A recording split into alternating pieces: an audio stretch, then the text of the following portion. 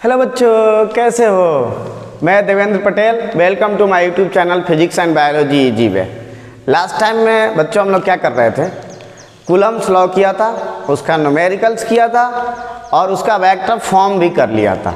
Okay, आज हम लोग जो टॉपिक कवर करने वाले हैं वो करने वाले हैं इलेक्ट्रिक फील्ड और superposition principle of forces.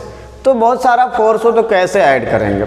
Okay, topic start करने से पहले बच्चों थोड़ा सा कॉन्सेप्ट डेवलप करते हैं और थोड़ा सा अच्छा लग रहा है, मज़ा आ रहा है। तो मैं आपसे ये बोलूँ, क्वेश्चन है कि एक चार्ज है Q1 और उसकी पोजीशन वेक्टर है R1 और एक चार्ज है Q2 और उसकी पोजीशन वेक्टर है R2। तो आपको फोर्स निकालना है। क्या निकालना है बच्चों? फोर्स निकालना। आप 1 पर निकालो या 2 पर निकालो, फोर्स निकालना अपने को। ओके, तो फोर्स निकालना है अपने को। तो क्या हमने कर दिया, हमने ये कर दिया कि हमारे पास एक चार्ज है Q1 यहाँ पर और उसकी पोजीशन वेक्टर है R1 पोजीशन वेक्टर है और ये चार्ज है Q1, ये पोजीशन वेक्टर। एक और चार्ज है Q2, ये चार्ज है Q2 और ये पोजीशन वेक्टर है R2। क्लियर है? अब यहाँ से आपको पता है कि अगर फोर्स निकालना है तो आपको लाइन ड्रॉ करना होगा, क्योंकि इसी लाइन के अलोंग लगेगा फोर्स। ये तो आपको पता चल गया। दोनों पॉजिटिव है तो रिपल्सन होगा, रिपेल करेंगे। तो इसको हम लोग क्या लिखते थे? इसको लिखते थे F21 और यहाँ लिखते थे F12। साइन तो आप अपने अकॉर्डिंग ले सकते हो, मैं फ्रीडम करके रखा हूँ, साइन आप अपने अकॉर्डिंग ले सकते हो। ओके, तो हमने लिखा 2 पर 1 ने लगाया, 1 पर 2 ने लगाया। ओके, अब इसके अकॉर्डिंग मैं साइन क्या लेता हूँ? तो इसके अकॉर्डिंग साइन लेता हूँ 2 पर जा रहा हूँ 1 के रेस्पेक्ट में, R21 और 1 पर जा रहा हूँ 2 से तो R12, है ना? सिंपल है। आप ऐसे ही किया करो, 2-1 है तो 2-1 इसी साइड में कर लो, 1-2 है तो 1-2 इस साइड में, पॉजिटिव में। ओके, तो ये हो गया हमारा। अब आपको निकालना है फोर्स। ठीक है, जरा इस पोजीशन वेक्टर के बारे में सोचो आप कि आपने 11th क्लास में पढ़ा है कि R21 को अगर लिखना हो तो आप लिखोगे R2 माइनस R1, ऐसा लिखा आपने। रिलेटिव वेलोसिटी में भी लिखा है VAB is equal to VA minus VB, ऐसे ही कर दिया। R12 equal to R1 vector minus R2 vector, ये भी लिखा। चलो ठीक है, ऐसा नहीं समझ में आया, किसी और तरीके से समझो आप। तो देखो बच्चों, ये देखना वेक्टर में क्या पढ़ा है, R1 R21 ऐसे जा रहा है क्लोज लूप, बट यहाँ पर जो है ना एरो अपोजिट है। तो आपको पता है कि किसी डायग्राम में अगर एरो अपोजिट होता है, अगर सारे एंटी क्लॉकवाइज है और एक क्लॉकवाइज है, इसका मतलब जो अपोजिट होगा वही क्या होगा, रिजल्टेंट होगा, वही आपका रिजल्टेंट होगा। तो यहाँ से हमने कर दिया R1 vector, R21 vector, opposite कौन है, R2। तो यहाँ से R21 निकाल लिया तो आया R2 माइनस R1, ये आ गया, बन गया हमारा। सिंपल है, कोई ज़्यादा दिमाग नहीं लगाना। तो ये आ गया हमारा। ओके, उसके बाद देखो, उसके बाद क्या है, अगर आप ऐसे सोचो, अगर आप ऐसे सोचो तो आप लिखोगे R2 प्लस ये R2 R12 equal to resultant कौन सा है, R1। क्यों R1 रिजल्टेंट है? क्योंकि अपोजिट है एरो, तो R1। तो यहाँ से आपका R12 आता है R1 माइनस R2, जो यहाँ लिखा हुआ है। ओके, तो ये हो गया आपका। अब आपको निकालना है फोर्स। अब आपको फोर्स निकालना है, कैसे निकलेगा यहाँ दिखाता हूँ। देखो यहाँ पर आपको करके दिखाता हूँ फोर्स कैसे निकलेगा। ओके, मज़ा आ रहा है। तो आपने लिख दिया F21, ऐसे लिख दिया F21 फोर्स। तो यहाँ लिख दिया 1/4 pi epsilon naught Q1 Q2 upon R21 का वेक्टर का होल स्क्वायर, या वेक्टर नहीं भी लिखोगे, मैग्नीट्यूड है वो, मॉड है, लो कर दिया, अंडरस्टूड है, R21, और यहाँ पर आपको R21 यूनिट वेक्टर करना होगा। यूनिट वेक्टर के बारे में बता दिया, मैग्नीट्यूड 1 है ना, अफेक्ट करेगा नहीं, बट वेक्टर बना देगा पूरे को, क्योंकि ये वेक्टर है। ओके, तो यहाँ से मैंने लिख दिया 1/4 pi epsilon naught Q1 Q2 upon R21, R2 minus R1, R2 vector minus R1 vector का होल स्क्वायर, मैग्नीट्यूड का होल स्क्वायर ये। और यहां पर क्या लिखूंगा, R2 minus R1 unit vector. बहुत बढ़िया, मजा आ गया, यही तो लिखूंगा R2 minus R1 unit vector. Okay, अब मैं लिखना चाहता हूं F12 लिखना चाहता हूं, इंटरेस्ट आ रहा है लिखने में, तो क्या लिखूंगा, यही लिखूंगा 1/4 pi epsilon naught Q1 Q2 upon यहां लिखूंगा R1 minus R2 whole square into R1 cap minus R2 cap, ये हो गया। तो ये बन गया आपका। तो इस टाइप से आप थिंकिंग डेवलप कर सकते हो। नेक्स्ट टॉपिक करते हैं, आई थिंक समझ में आया होगा, सिंपल है ना, थोड़ा सा वेक्टर ही तो है। ओके, तो 11th क्लास हमने फ्री में थोड़ी ना पढ़ा है, 11th क्लास ऐसी नहीं है, बहुत काम की चीज़ है। तो आगे आ जाओ, नेक्स्ट हम लोग पढ़ते हैं प्रिंसिपल ऑफ सुपरपोजिशन और forces due to multiple charges. एक ही होता है, एक ही दोनों है। तो टॉपिक में लिखता हूं प्रिंसिपल ऑफ सुपरपोजिशन, या आप बोल सकते हो forces due to multiple charges, ये टॉपिक है हमारा। ओके, तो ये टॉपिक है। अब सुनो, अपने को क्या करना है, अपने को फोर्स ही तो निकालना है। किसके चलते, बहुत सारा चार्ज होगा तो, है ना। तो एक चार्ज यहाँ पर है, बहुत सारे चार्ज इसको घेरे हुए हैं, इस पर फोर्स लगा रहे हैं, उसका इफेक्ट ही तो निकालना है, मतलब नेट फोर्स ही तो निकालना है। फोर्स वेक्टर है, तो जैसा वेक्टर ऐड होता है वैसे ऐड कर लेंगे, है ना। तो अब देखो, इसको सीखो, कैसे सीखेंगे। डेफिनेशन थोड़ा नोट कर लेते हैं, ये डायग्राम नोट कर देता हूं मैं आपको। ये यहाँ पर बहुत सारा चार्ज ले लो आप अपनी मर्जी से, कहाँ लेना चाहते हो आपकी मर्जी है। ये मार्कर को क्या हो गया। ओके बच्चों, तो यहाँ पर मैंने एक चार्ज ले लिया Q1 यहाँ अपनी मर्जी से, और ये पोजीशन वेक्टर इसका R1। ओके, एक और चार्ज ले लिया Q2 और ये पोजीशन वेक्टर R2। एक और चार्ज ले लिया Qn, n तक ले लिया, Q3 Q4 n तक, और इसका पोजीशन वेक्टर Rn। ये हो गया, और लेना ले सकते हो आप, ठीक है। अब आपको निकालना है 1 पर फोर्स निकालना है ड्यू टू 2, 3, 4, 5, 6 डॉट n तक 1 पर निकालना है। तो फोर्स निकालने के लिए आपको लाइन ड्रॉ करना होगा, लाइन ज्वाइन करना होगा। तो ये लाइन ड्रॉ कर दिया और ये लाइन ड्रॉ कर दिया। क्या इससे करना है? नहीं करना है, अपने को 1 पर निकालना है ना। चलो अच्छा लग रहा है, एक और फोर्स ले लेता हूँ, लो अच्छा लगेगा, Q3 R3, इसको भी ज्वाइन कर दिया, तो ये बन गया, ठीक है। तो हमने सबको ज्वाइन कर दिया जहाँ जहाँ चार्ज है। अब ये वाला जो है, ये जिसको हमने लिख दिया R12 या R21, कुछ भी लिखो, एरो किसी साइड में, वो तो आप सीख चुके हो। इसको हमने लिख दिया R13, इसको हमने लिख दिया R1n, 1n लिख दिया, हो गया, 2 का हो गया, 3 का हो गया, n का हो गया, 1 2 3 n, है ना। तो ये आ गया अपना। अब आपको फोर्स निकालना 1 पर ड्यू टू दिस n तक, उसी को बोलेंगे प्रिंसिपल ऑफ सुपरपोजिशन और forces due to multiple charges, है ना। तो according to principle of superposition the net force on a charge is equal to the vector sum of all forces due to charge around it, all forces due to charge around it.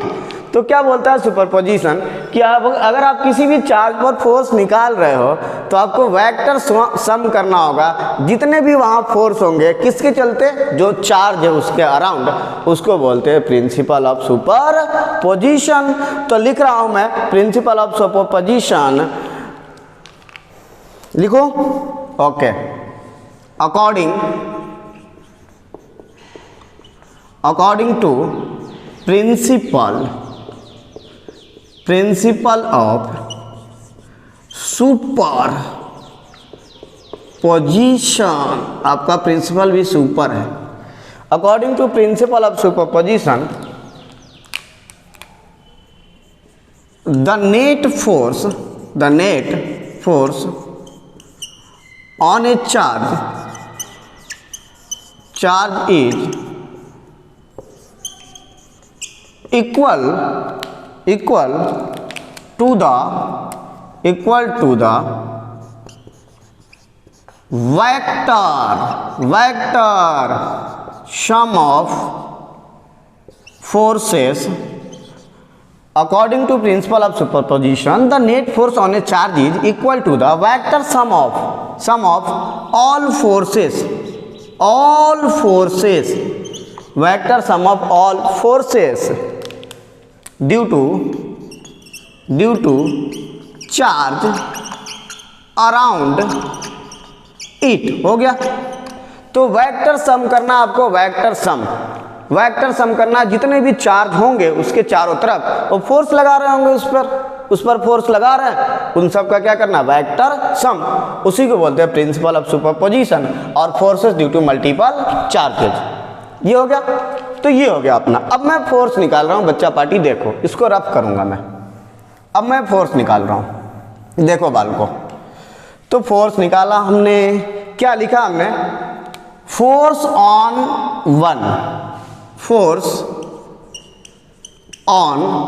Q1 due to Q2 के चलते force निकाल लिया हमने।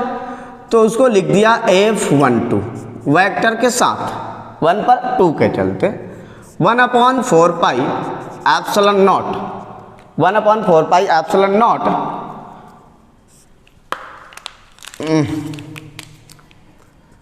1/4 pi epsilon naught Q1 Q2 upon R12 का whole square into R12 vector. ये होगा 1 के चलते, वैसे ही 2 के चलते होगा, वैसे ही 3 के चलते होगा। अब डायरेक्ट कर लेता हूं मैं, n के चलते force on Q1 due to Qn, n के चलते F1n vector 1/4 pi epsilon naught Q1 Qn R1n का होल स्क्वायर R1n वेक्टर। ये था हमारा, है ना। तो ये बन गया हमारा। अब इसको क्या करना है, नेट फोर्स निकालना है ना, टोटल फोर्स निकालना है, नेट फोर्स। तो आपको ऐड करना पड़ेगा। तो हमने निकाल दिया नेट फोर्स ऑन Q1। तो लिख लिया F नेट, वेक्टर भी लिख लिया। अच्छा लग रहा है देखने में, सुंदर लग रहा है। ओके। तो नेट फोर्स क्या होगा, देखो आप, ये वाला तो कॉमन है, सब में आया होगा, ये भी सब में आया होगा, ये भी सब में आया होगा। Q1 तो सब में आया होगा ना, Q पर आप निकाल रहे हो। तो यहीं पर डायरेक्टली कॉमन ले लिया, 1/4 पाई एप्सिलॉन नॉट और Q1। ओके, ये आ गया। डिफरेंट क्या आया होगा, डिफरेंट आया होगा आपका ये और ये, यही आया होगा डिफरेंट। तो फर्स्ट वाला में आपका Q2 अपॉन ये R12 का whole square into R12 cap plus Q3 R13 का whole square R13 cap plus dot dot dot dot Qn upon R1n का whole square Rn cap 1n cap. ये vector close. Okay. तो bracket close हो गया, unit vector के बाद bracket close. तो ये आ गया F net Q1 4 pi epsilon not common है, यहाँ भी है ना 4 पाई एप्सिलॉन नॉट, यहाँ भी है ना, अरे यहाँ भी है ना, ऐसे बहुत सारे होंगे ना, Q1 सब में कॉमन है। डिफरेंट क्या है, Q2 Q3 Q4 dot dot Qn, Q2 Q3 dot dot Qn, और ये तो आप जानते हो 1 2 1 3 1 4 dot dot dot dot 1n, ये आ गया। ओके, तो ये वेक्टर सम हो गया, इसी को तो बोलते हैं प्रिंसिपल ऑफ सुपरपोजिशन, और किसको बोलेंगे, ये बन गया आपका। अब क्या करता है, बुक में आपको थोड़ा मैथमेटिक्स की तरह लिख देता है, मैथमेटिकल फॉर्म में थोड़ा सा दिमाग लगा देता हो और आपको कंफ्यूज करता है। तो 1/4 पाई एप्सिलॉन नॉट, और ये किसका साइन है, समेशन, जोड़ देता है सबको। ओके, तो यहाँ पर आता है आपका Q और यहाँ पर आता है आपका R, 1 सब में है देखो R1, तो Q/R1। लेकिन अभी Q की जगह क्या आने वाला, 2 आने वाला, 3 आने वाला, क्या आने वाला, तो मैं यहाँ लिखता हूँ I और यहाँ भी लिखता हूँ I, उसके आगे R1I वेक्टर। अब समझो ये समेशन के अंदर है, ठीक है। तो यहाँ पर QI लिख दिया और यहाँ पर RI लिख दिया, यहाँ पर RI लिख दिया, 1 के बाद 1 तो रहेगा ना सब में। अब इस Q की जगह क्या लूँ, 1 तो ले नहीं सकता क्योंकि 1 तो यहाँ है ना, 1 तो यहाँ है बेचारा, निकला हुआ है। तो Q कहाँ से स्टार्ट हुआ है, तो Q स्टार्ट हुआ है 2 से और कहाँ तक गया है, n तक। देखो आप 2 से स्टार्ट हुआ है 3 3 n तक। उसके बाद यहाँ I कहाँ से स्टार्ट हुआ है, 2 से dot dot dot dot dot n तक। यहाँ पर क्या स्टार्ट हुआ है, 2 से कहाँ तक, n तक। तो I क्या लेना, 2 से n तक। तो ये टॉपिक था हमारा प्रिंसिपल ऑफ सुपरपोजिशन और forces due to multiple charges. कैसे निकालना आपको, तो चार्ज के अराउंड जिस पर निकालना है फोर्स, उसके अराउंड जितने भी चार्जेज हैं उसके चलते due to all charges around it, आप क्या निकालोगे, फोर्स निकालोगे और उसका क्या कर लोगे, वेक्टर सम। क्यों करेंगे, क्योंकि फोर्स वेक्टर क्वांटिटी है ना, फोर्स क्या है, वेक्टर क्वांटिटी है, तो ऐड कर लेंगे तो ये निकल जाएगा। तो आई थिंक ये आपको समझ में आ गया, समझ में आया। ओके, तो आगे टॉपिक करते हैं हम लोग, आगे करते हैं इलेक्ट्रिक फील्ड। आगे का टॉपिक है बच्चा पार्टी, इलेक्ट्रिक फील्ड। तो नेक्स्ट टॉपिक है हमारा इलेक्ट्रिक फील्ड।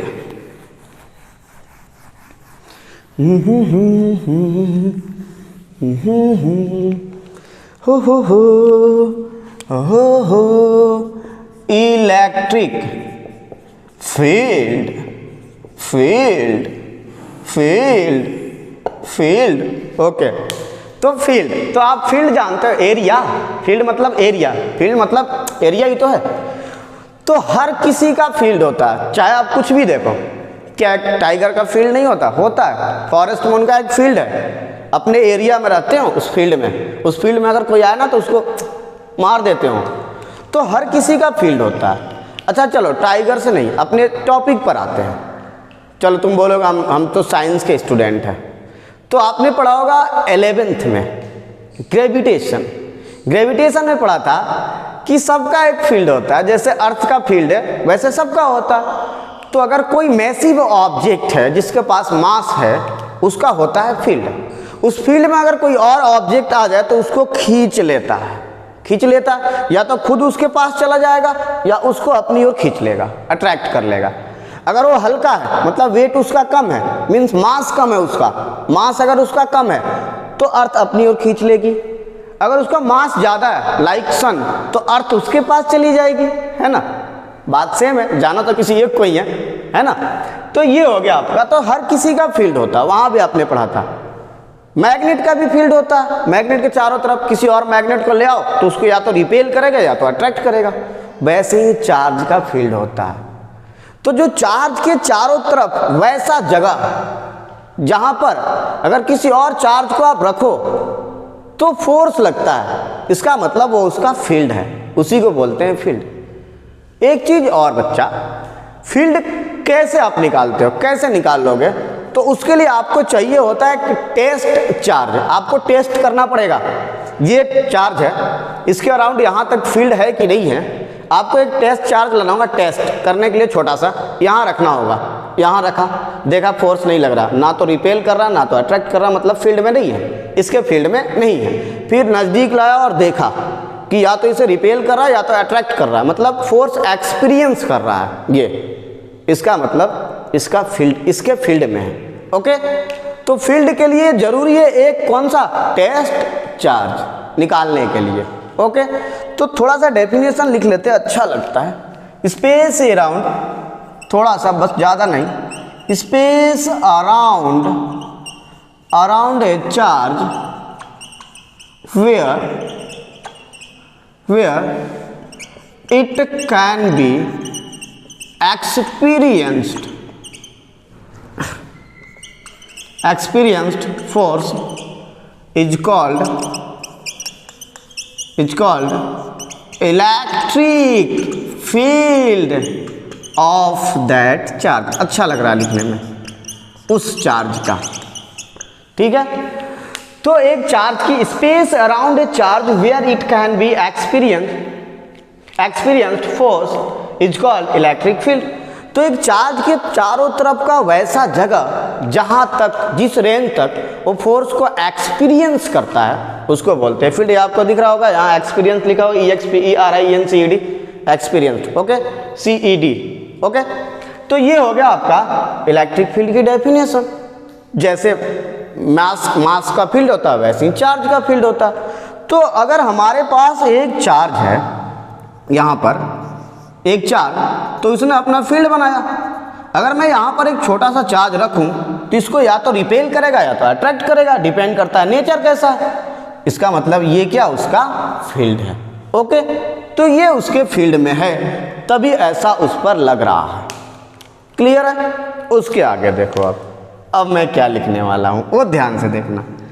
जो फील्ड होता है, जो फोर्स लगता है, आपने फील्ड के लिए तो टेस्ट चार्ज लाओगे ना, आप टेस्ट चार्ज लाओगे, तो जो फोर्स लगेगा उन दोनों के बीच में, उसको मैं लिख रहा हूँ F directly proportional to the Q। ठीक है, लिख दिया, इक्वेशन नंबर 1 कर दिया, डायरेक्टली प्रोपोर्शनल। अभी क्लियर पता चलने वाला कि क्यों लिखा है। उसके बाद लिख दिया force is directly proportional to the intensity of electric field. E क्या आपका, इंटेंसिटी ऑफ इलेक्ट्रिक फील्ड। तो उसकी कितनी तीव्रता है, इलेक्ट्रिक फील्ड की कितनी इंटेंसिटी, उस पर डिपेंड करता है। और कौन सा चार्ज आपने टेस्ट करने के लिए लाया, उस पर डिपेंड करता है। ठीक है, अब सुनो बच्चा पार्टी, आपने एक फॉर्मूला सुना होगा, देखा भी होगा, F = ma। अच्छा, बहुत बढ़िया बात। और ये भी सुना F = mg, बहुत मजा आने वाला अभी। तो ये F = mg होता है। इसमें m कौन सा होता है, तो m होता है टेस्ट मास। जैसे ये तो अर्थ और मार्कर के बीच में फोर्स लग रहा है, ठीक है, अब छोड़ूंगा नीचे जाएगा, फोर्स लग रहा है, तो कितना फोर्स लग रहा है, mg। तो m कौन सा होता है, टेस्ट कौन सा, मास। तो यहां पर q कौन सा है, टेस्ट चार्ज, सोर्स चार्ज नहीं है बालको। जिसने फील्ड बनाया उसका चार्ज नहीं है, ये तो हमने टेस्ट के लिए यूज किया था, ये तो हमने सिर्फ टेस्ट के लिए यूज किया है। लेकिन ये इंटेंसिटी किसका है, ये इंटेंसिटी किसका है, सोर्स चार्ज का, सोर्स चार्ज। यही से समझो, यहां से ये कौन सा था आपका, मार्कर, टेस्ट चार्ज। बहुत मजा आने वाला है, टेस्ट चार्ज। और ये किसका था जी, भैया मेरे मास है, सॉरी, टेस्ट मास। ये था सोर्स मास, सोर्स मास का ही तो था जी भैया। अर्थ सोर्स मास है ना, तो अर्थ की जी अलग है, मून के लिए अलग करेंगे, मार्स के लिए अलग करेंगे। तो ये जी किसका है, सोर्स का, जिसने फील्ड बनाया। और ये m क्या है, टेस्ट मास है, जिससे आप फील्ड चेक कर रहे हो कितना लगेगा फोर्स। तो यहाँ ये बन गया। अब इसको प्रोपोर्शनल साइन को हटाया, दोनों को मिला दिया, तो बन गया F, बन गया QE बन गया। F is proportional to QE, proportional sign को हटा दिया, बेकार लग रहा था, तो ये कांस्टेंट आ गया के क्यू ई, ये बन गया के क्यू ई, ये बन गया। अब भैया ये जो के है ना, के मुझे आई डोंट लाइक के, तो के मुझे एकदम पूरा पसंद नहीं है, बेकार लगता है मुझे, तो मैं चाहूँगा के हट जाए यहाँ से, बेकार लग रहा है देखने में, ठीक है। तो देखने में बेकार लग रहा था, हम उसे हटाएंगे, ओके। तो के कैसे हटेगा? के तब हटेगा जब आपके पास 1 कूलम चार्ज आ जाए और उसकी इलेक्ट्रिक फील्ड हो जाए 1 न्यूटन पर कूलम इलेक्ट्रिक फील्ड, तो फिर जब फोर्स लगेगा ना वो 1 न्यूटन लगेगा, फोर्स 1 न्यूटन। उस केस में ये जो के बनेगा बच्चा पार्टी, वो बनेगा F/QE, और 1 × 1 बन जाएगा 1, तो आपका फोर्स बन जाएगा Q × E, ये बन गया फोर्स, ओके। तो ये आ गया फोर्स। अब थोड़ा ऊपर लिख रहा हूँ, यहाँ गौर करना, ऊपर लिख रहा हूँ यहाँ पर, ठीक है, इस बॉक्स में लिख रहा हूँ। तो यहाँ आ गया F = QE। अब F = QE सिर्फ मैग्नीट्यूड है, आपको दिख रहा है मैग्नीट्यूड है, बट फोर्स तो वेक्टर क्वांटिटी है, तो QE हो गया।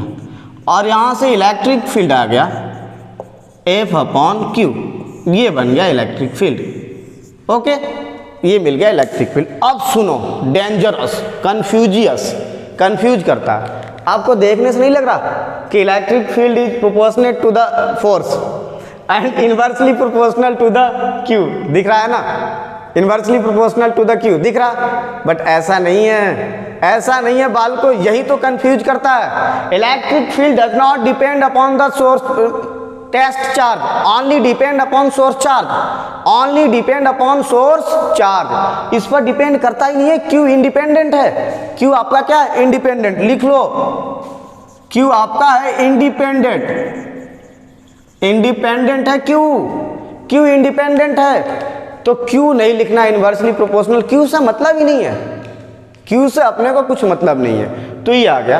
अब इलेक्ट्रिक फील्ड तो वेक्टर क्वांटिटी है, it is a vector quantity, it is a vector quantity, ये वेक्टर क्वांटिटी है, ओके। इसकी यूनिट क्या बनेगी? यही लिख रहा हूँ बच्चा पार्टी, यूनिट क्या बनेगी? यूनिट इसकी ऐसा यूनिट, देखो आप गौर से, तो ऐसा यूनिट क्या बनने वाला है? ऐसा यूनिट, तो इलेक्ट्रिक फील्ड क्या क्या बनने वाला? न्यूटन, फोर्स का न्यूटन पर कूलम, न्यूटन पर कूलम बनने वाला। डायमेंशन क्या बनने वाला है? डायमेंशन, तो न्यूटन का mLT-2, फोर्स का mLT-2 अपॉन कूलम का ऐसे निकाल लो आप, करंट क्या होता है? Charge, rate of flow of charge, तो यहाँ से निकल गया आपका करंट एम्पियर, कूलम और सेकंड T, तो यहाँ से कूलम आ गया 80, तो यहाँ से आपका आ गया 80। ये थोड़ा सा इसको ऐसे लिख लो आप, बहुत स्पेस कम बचा, सॉरी, mLT-2 अपॉन, ऐसे लिख लो, A को ऊपर ले जाओ आप, T को ऊपर ले जाओ, तो ये T-3 हो जाएगा और ये हो जाएगा A-1, तो ये बन गया आपका फाइनली डायमेंशन, ओके। तो इसमें क्या था? इसमें कुछ था? कुछ नहीं था। आपको यही तो कंफ्यूज करेगा, यही कि आप बोल दो कि हाँ electric field is inversely proportional to the charge, नहीं बोलना है, नहीं बोलना है। चार्ज Q क्या है? इंडिपेंडेंट है। चार्ज Q क्या है? इंडिपेंडेंट है, स्मॉल चार्ज जो टेस्ट कर रहे हो, सिर्फ टेस्टिंग के लिए हमने यूज किया है, ओके। तो आप नहीं बोलोगे, ओके। जो दिखता है होता नहीं है, कभी कभी मैं बता रहा हूँ आपको मैं बता रहा हूँ, सुनो। आपने पढ़ा था force, pressure is equal to force upon area. अगर एरिया को बढ़ाओगे प्रेशर घटेगा, एरिया को घटाओगे प्रेशर बढ़ेगा। सही में होता है, ऐसा होता है ना, आपने बचपन से ही पढ़ते आ रहे हो कि एक पतली सी चीज़ से अगर आप किसी को दबाते हो, दब जाएगा, छेद हो जाएगा, होल। बट एक मोटी सी चीज़ से अगर होल करोगे तो नहीं होगा, क्योंकि डायमीटर ज़्यादा है, एरिया ज़्यादा है, एरिया ज़्यादा होगा, प्रेशर कम लगेगा, ठीक है। लेकिन ये फ्लूइड में नहीं होता, फ्लूइड में नहीं होता, फिर आप कंफ्यूज हो जाओगे। फ्लूइड में इसके उल्टा होता है, इसके उल्टा, एरिया ज़्यादा प्रेशर ज़्यादा, एरिया ज़्यादा प्रेशर ज़्यादा, जबकि ये क्या है? इनवर्सली प्रोपोर्शनल है। ऐसा नहीं होना चाहिए, बट होता है। तो सारी चीज़ें, कुछ चीज़ें ऐसी होती हैं जो आप इनवर्सली और डायरेक्टली से एक्सप्लेन नहीं कर सकते हो, ठीक है। तो ये आई थिंक समझ में आया। अब मुझे और इंटरेस्ट आ रहा है और मज़ा आ रहा है कि मैं ये सोचता हूँ कि इसको सोर्स चार्ज में निकालूँ, इस फॉर्मूला को सोर्स चार्ज में निकाल के देखूँ क्या आता है इलेक्ट्रिक फील्ड का। तो उसको भी निकाल लेते हैं, क्या आपत्ति अपने को। तो निकालते हैं बच्चा पार्टी। देखो तो अब क्या कर रहे हैं, इलेक्ट्रिक फील्ड का फॉर्मूला सोर्स चार्ज के कंपेयर में निकाल रहे हैं। ठीक है, electric field in the form of source charge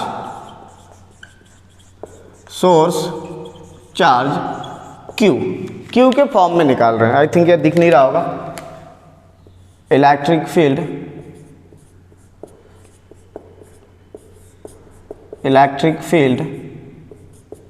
in the form of source charge Q. तो क्यू के फॉर्म में निकालना अपने को इलेक्ट्रिक फील्ड। चलो ठीक है, अपना यहाँ था क्यू, ये अपना यहाँ था टेस्ट चार्ज, ये क्यू क्या आपका capital source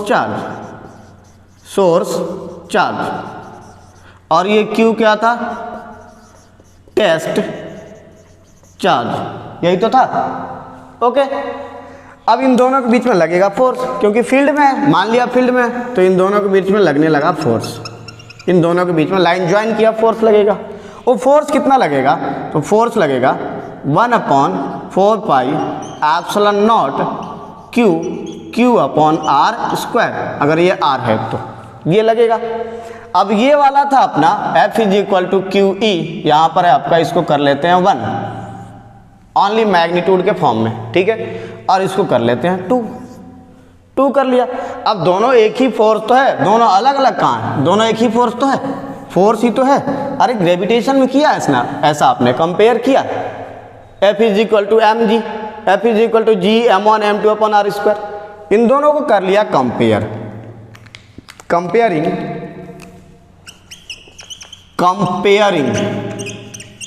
first and second compare कर लिया।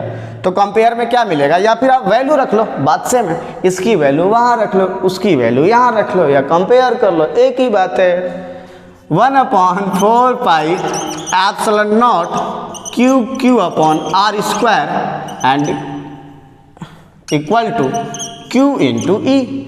अब ये क्यू जो है ना, इसको चीर दो, कैंसल आउट, चीर दिया, लो तो आ गया आपका E equal to q upon 4 pi epsilon naught r square. ये फिर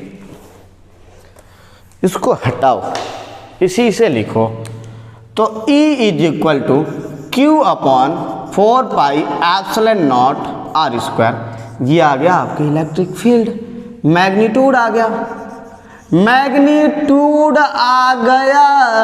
ये मैग्नीट्यूड सोर्स चार्ज में। क्यू आपका क्या है, क्यू आपका यहां पर क्या है, सोर्स चार्ज है। ओके, अब वेक्टर फॉर्म में अगर आपको लिखना है तो लिख लो, हमें क्या आपत्ति है। 1/4 pi epsilon naught r square into r unit vector, ये आ गया वेक्टर फॉर्म में, है ना। तो ये आ गया आपका वेक्टर फॉर्म में। अगर इसका यहाँ क्यूब लिखोगे तो यहाँ आर वेक्टर लिखोगे यूनिट की जगह। तो ये आ गया इलेक्ट्रिक फील्ड का formula in the form of source charge के फॉर्म में इलेक्ट्रिक फील्ड का फॉर्मूला आ गया। ओके, ये रफ कर दिया, ये भी रफ कर दिया। अब इस फॉर्मूला को देखो कि electric field only depend upon source charge, not depend upon test charge. तो नोट करके लिख लो ना भाई, क्या दिक्कत है। इलेक्ट्रिक फील्ड ओनली डिपेंड्स, मतलब source charge and test charge के कंपेयर में, वैसे तो आर पर भी डिपेंड कर रहा है ना, बट सोर्स चार्ज के compare test charge, electric field only depends upon, लो ओनली हटा दिया, electric field depends upon, confuse रहोगे, depends upon source charge q. ठीक है, सोर्स चार्ज पर डिपेंड करता है। मतलब इलेक्ट्रिक फील्ड बनाता कौन है? Source charge. तो इलेक्ट्रिक फील्ड कौन बनाता है? Source charge. Electric field max only by source charge. तो आई थिंक ये आपका कंप्लीट हो गया, यहाँ तक हमने कर लिया। ओके, तो आई होप कि आपको ये पूरा समझ में आया होगा, एक्सप्लेनेशन समझ में आया होगा। तो अगर आपको ये वीडियो सच में समझ में आया हो, अगर एक्सप्लेन करने का वे टॉपिक समझ में आया हो, तो आप वीडियो को सब्सक्राइब, मेरे चैनल को सब्सक्राइब और शेयर जरूर करें। Thank you very much for watching this video. Thank you very much.